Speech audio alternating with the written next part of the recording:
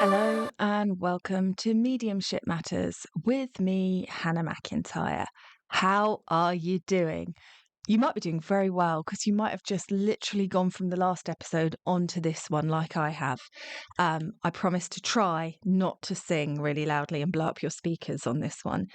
Here we are with another message from another lovely listener. Hi, Hannah. It's Karen Davis. You might recognise my name. I've sent you a couple of listener questions on Facebook and on email.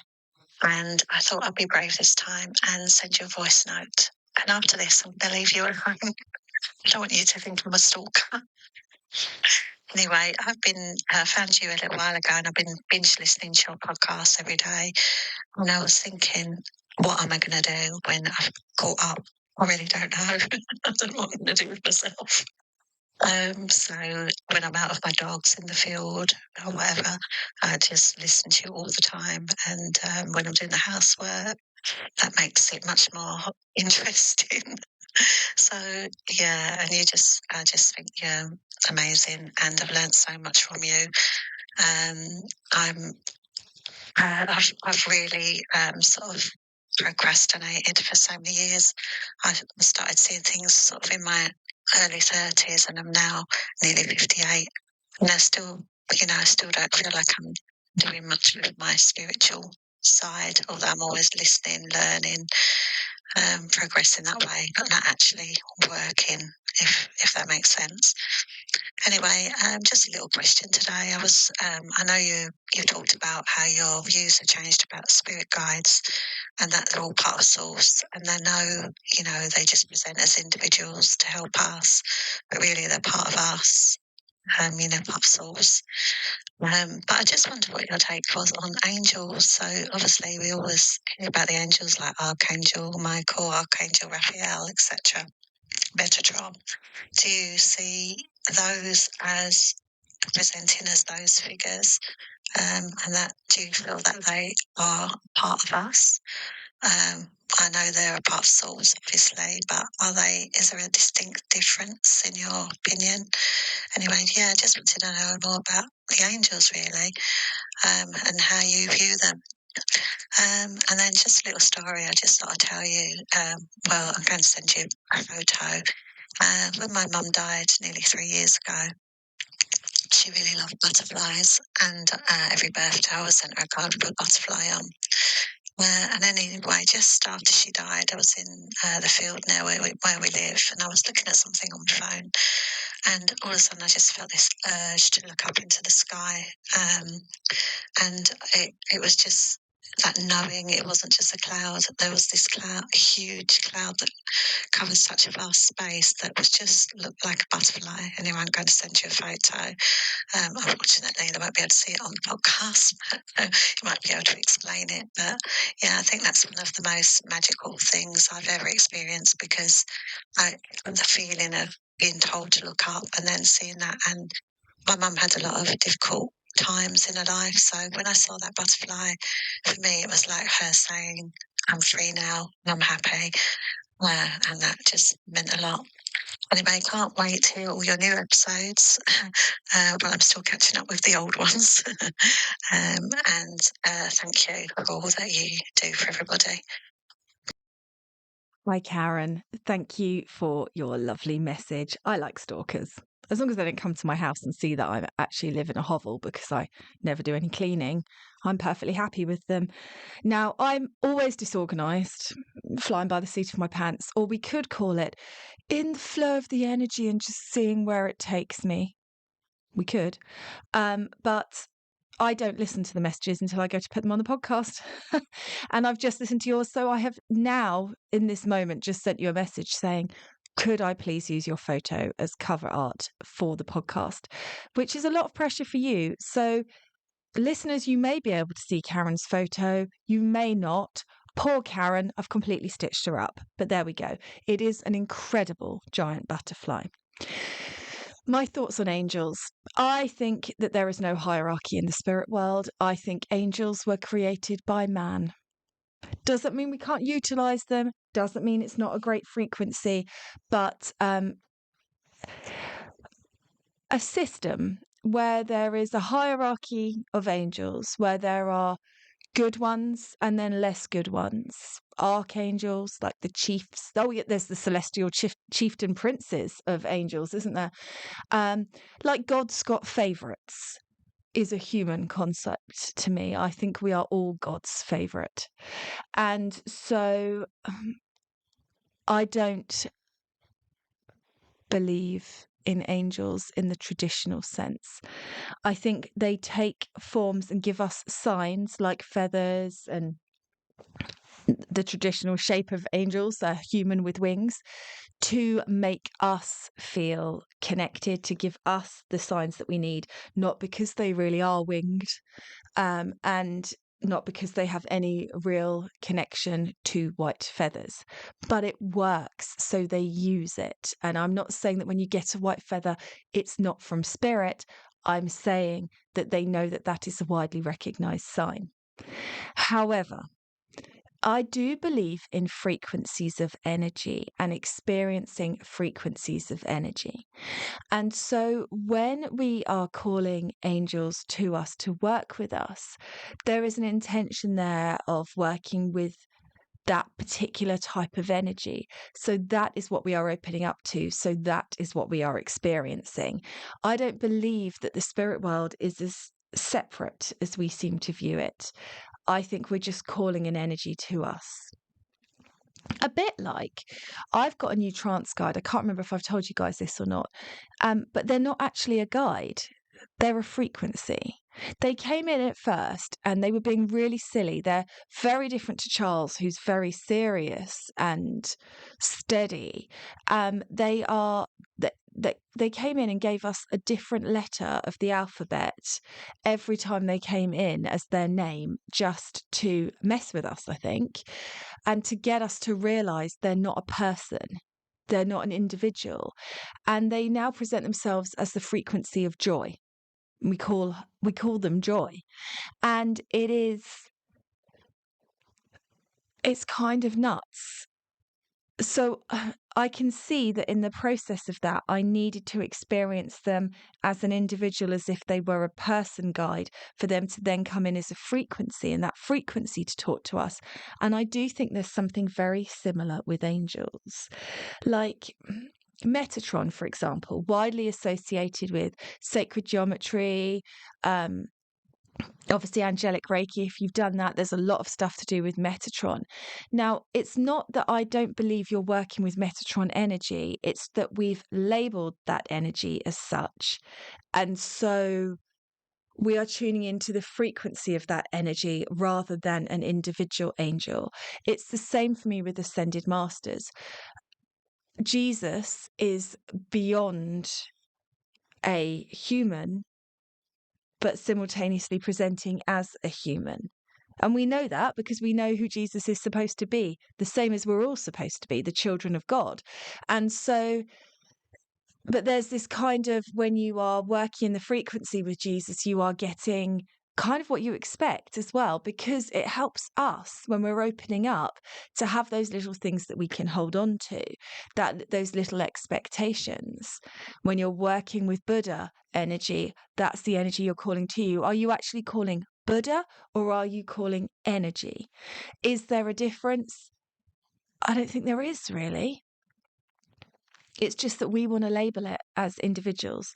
So I still call on my angels. I still work with Gizrael, my healing angel.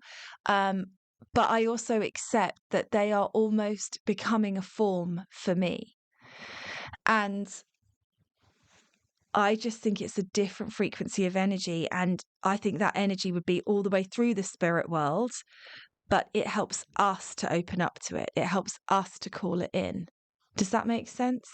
I hope so. It's really hard to put my feeling and my knowing on this into vocabulary. So if you work with angels and you love angels, I'm not saying you're wrong. I just want to make that really crystal clear. But I do think they are part of the same spirit world that we are part of, and it's all one.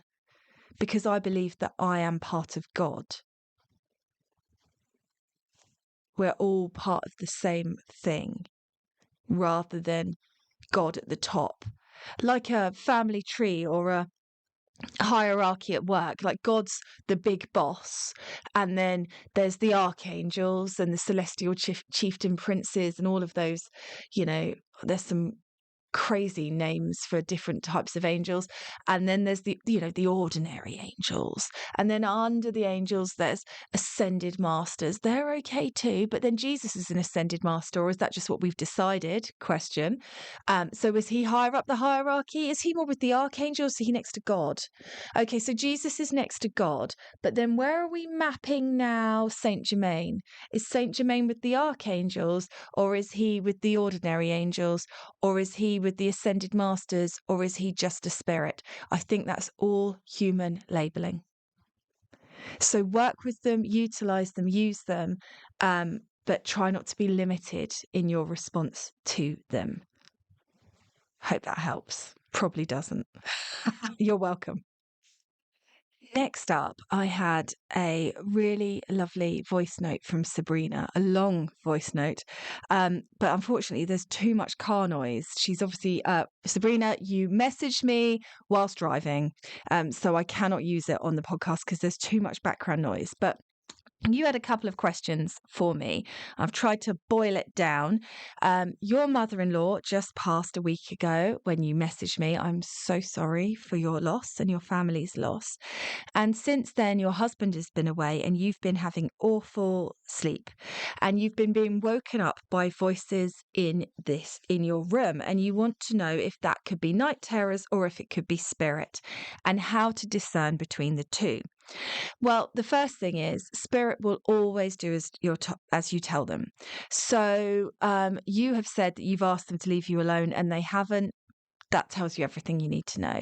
I said to spirit, I do not want to be woken up ever during my sleep hours. I like my sleep. Sleep is my favorite thing. Please don't interrupt me. And they never do. Unless it's some sort of emergency situation. They never, ever do. So the easiest way for you to discern on that, Sabrina, is if you're worried that spirit are trying to bring a message to you, and I know that you've said it's not your mother-in-law's voice, it's not a spirit you recognize, and you're more than willing to accept that it could be your brain doing it because you're stressed, because your husband is away. The easiest way to figure out if it's spirit is to try to connect to spirit during the day and ask them if they've got a message for you. Because the only reason why they'd be waking you up is if they had an important message for you. If they haven't, if they're not waking you up, then if it's not spirit, then you know it's just your brain doing it because you're stressed. And if you find something important that they want to say to you by connecting to them through the day, either journaling, meditating, pulling a card, anything like that, they might leave you alone once they've dealt with whatever they need to deal with. But that is the simplest way. But always remember, spirit will always do as they're told. They're good. So that would be my advice on that. And then you were asking also about past lives, pieces of souls, fragments, why we don't remember past lives, and that you have got a really extreme fear of dying. I know that you went through some of this, but I just want to talk about my view of past lives, which is that none of them are actually past. The soul experiences all of them at once because the soul, there is no time in the spirit world. So you're actually experiencing all of your lives simultaneously rather than on a linear forward and backwards kind of scale. And I'm trying to think of the words here.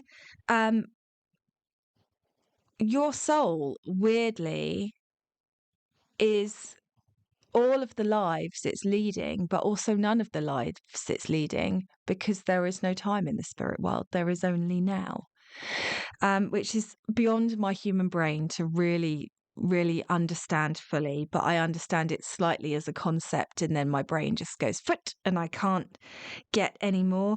I think some of us recollect previous lives and some of us we're not supposed to. I don't believe that pieces of our soul get left through time, but I do believe parts of our energy do here. And it's a really great experience to call back your energy from all the places that it's been. It can be quite amazing when you do that. And I do that quite often because my energy is everywhere. It's all around. So I do like to call it back just as a practice from hurts and upsets and situations and people and places for me. But I don't believe that translates to souls. I do not believe that souls are anything other than perfect. I do not believe in a spirit world where they I left once. I bought my brother an amazing birthday present and accidentally left it on the train and it was never recovered. I don't believe souls forget and accidentally leave parts of them behind. But that's my belief. Doesn't mean I'm right, just is my belief. I think that we sometimes in this life, things are shit. And we want to kind of make sense of the shit. And there seems to be a real movement in spirituality to make sense of the shit by acting as if it's something your soul brought with it accidentally. Like, I've got an absolute phobia of staircases. I know I've mentioned it before. I absolutely have. I still have. I'm better now. I can force my way through it. Doesn't mean I won't want to puke and won't need some sugar after I've done a particularly scary one. And I won't go up anything that's got a ladder. Apps a hard no. Don't go up windmills, lighthouses. I sit at the bottom and wait for my family. Do I think that that is a past life fear? No. Have I been told that's a past life fear? Yes. When I was a baby, did my mum and dad have a 4-story house where to get into the kitchen they had to climb down a ladder? Yes. When they were holding baby Hannah going down that ladder, were they holding me fearfully because they were scared of dropping me? Probably. Did I fall down the stairs at home a lot because I have really bad spatial awareness? Yes. Will those things have added to it? Probably. And so this is kind of my problem with the past life movement is I think there's a lot of psychological things. Like, I'm absolutely petrified of spiders. And my mum tells a story about when I was a baby and I crawled behind the sofa and I came out and I'd put one in my mouth and I was eating it and its legs were hanging out of my mouth.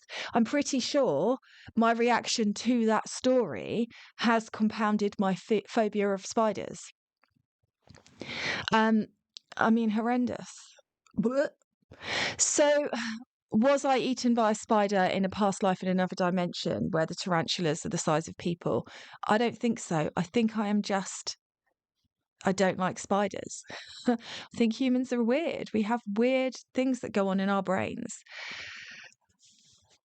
So that's my problem with past life stuff is sometimes in just trying to make sense of a little bit of weirdness, we label it and then oh, I'm scared of stairs because I was a chieftain in I don't know, and I lived in a tree house and one day when the village was under attack, I fell down the ladder.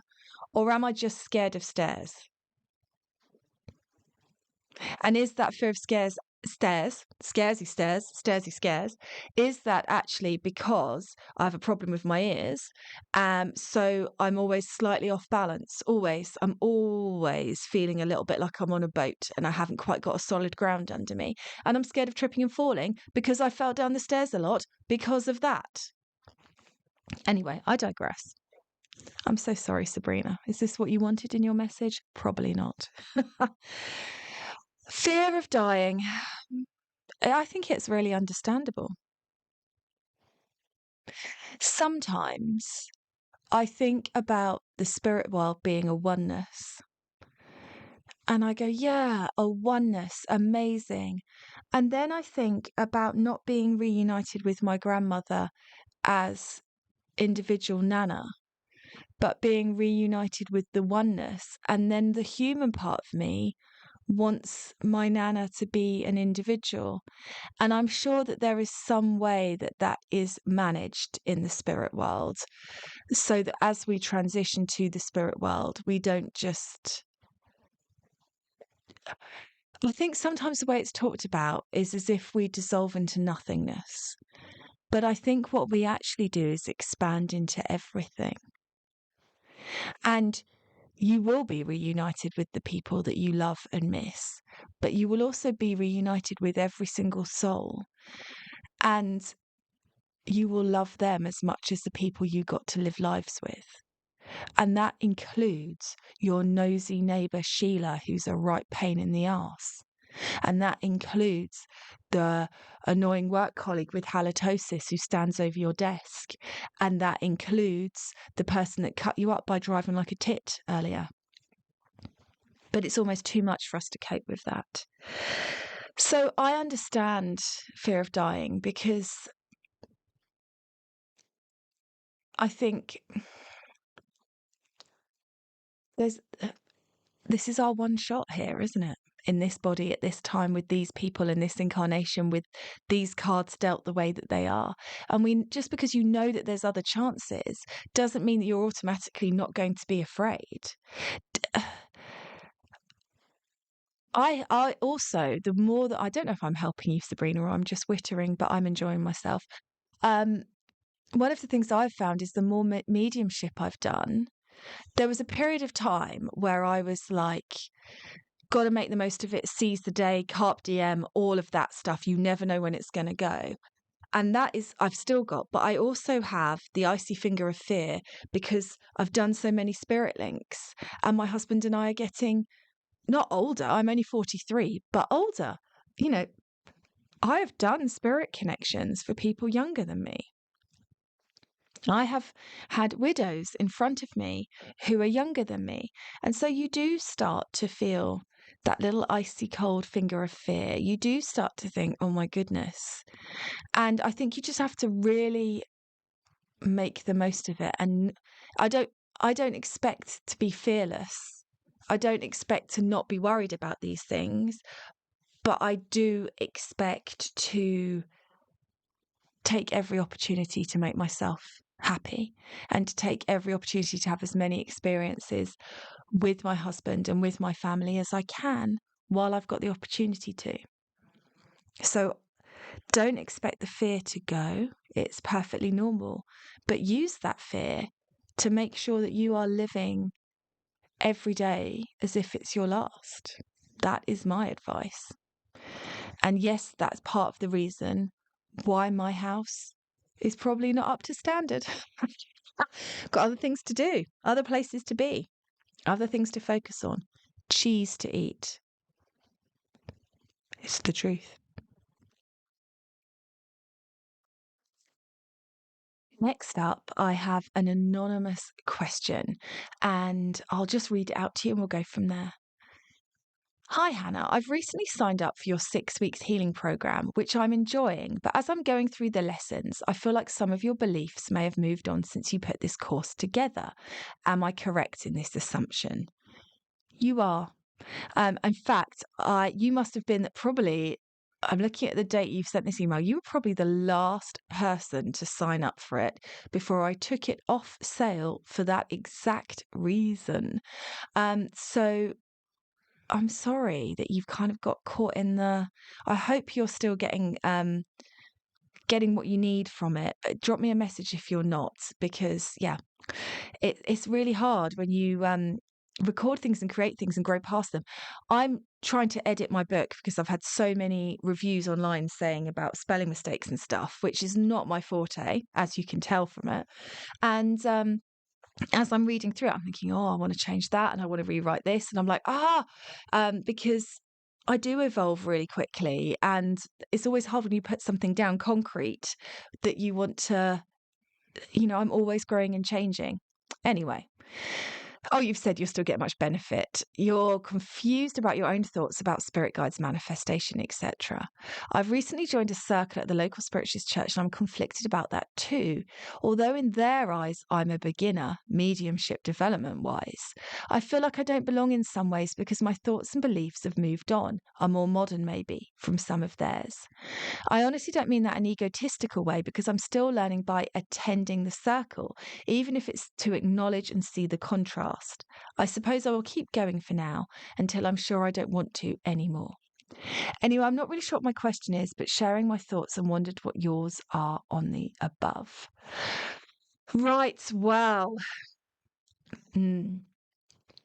it's in my journey, I learnt the old ways and it didn't do me any harm. In fact, I think it was good because I think I learnt in the undoing of the old ways within me. Apart from entity release and believing that there were demons out there getting everybody, which was a problematical belief that I was given. Apart from that, it was good for me to learn the old ways and the ways of um, believing of guides being individuals and believing that it didn't matter, you just opened up and whatever came in was how it was supposed to be. Um, I feel like all of that was necessary, very necessary in my journey. And I'm not saying that about the healing program. If that's not working for you, drop me a message. I'm saying that just about generally. Now, this is the problem. The problem, I think, which you would have heard me say in recent episodes, is we have had generations of people teaching what they were taught without thinking about it. Generations of people not questioning. Generations of mediums being taught the same way they were taught, parrot fashion. And now we have got this problem where we haven't got that many mediums rising up doing the work properly and doing good work because they've all been sort of stuck in that cycle. So it's good that you are questioning, and please continue to do so. And I think you're exactly right in what you say. The circle will serve you until it doesn't, and when it doesn't, you will know. But the main thing is, no matter what anyone says, myself included, no matter what is written in a book, myself included, you question it, you sit with it, you work out if it works for you, you ask your guides for their take on it, or your higher self, depending on how your relationship works. You feel into those things and you sit with it and you find your own path. Too much of mediumship has been everyone following the same path. You have to find your own and walk down that bad boy. And that will teach you everything that you need to know. He then sent another email, which I will keep anonymous, saying, I keep seeing things lately about negative implant removal, J seals, whatever they are, and even full chakra removal to unplug you from the 3D matrix. A healer therapist I know quite well is offering this service on her website, but it makes me deeply uncomfortable. What is supposedly planting things in our bodies? It feels quite a fear-based thing to me. Yeah, it is. It's so problematical. So, as I just mentioned, I was taught all this stuff about entity release and demonic possessions and all sorts. I've even got a certificate. I mean, I'm certificated in it, guys. Check me out. The thing is, right, I believe that our thoughts do create our reality to a certain extent. I do believe it is like some crazy kaleidoscope mishmash of everybody's thoughts colliding and making a reality. So you can't just manifest yourself to be a millionaire, even though you might want to, because your partner's thoughts might impact your ability to manifest that, the life you've been born into. I mean, have we got many starving African children who are manifesting themselves into being millionaires? No, I didn't think so.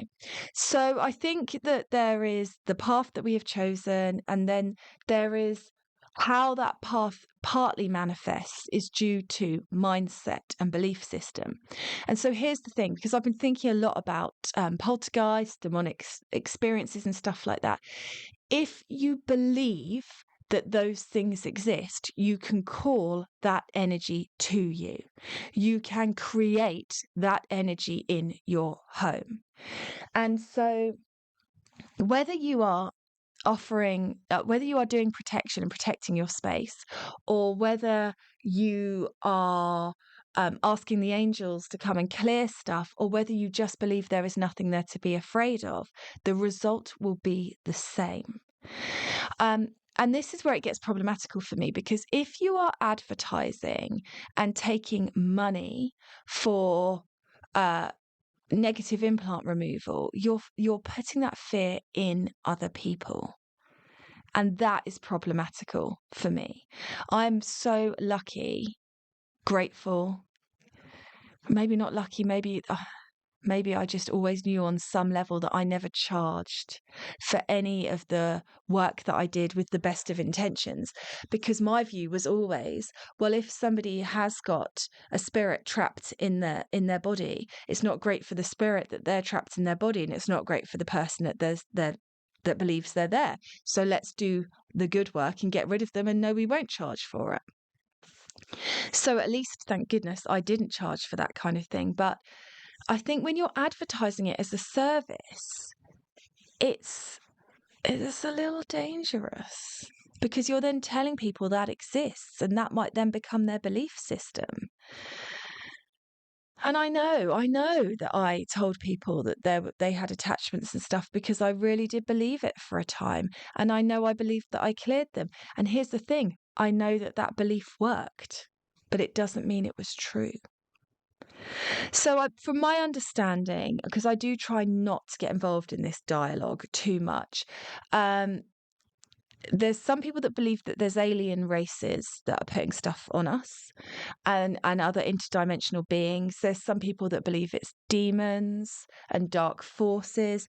So basically, take your pick, Anonymous, whether you are having these things put in your energy by an alien, a dark force, another human.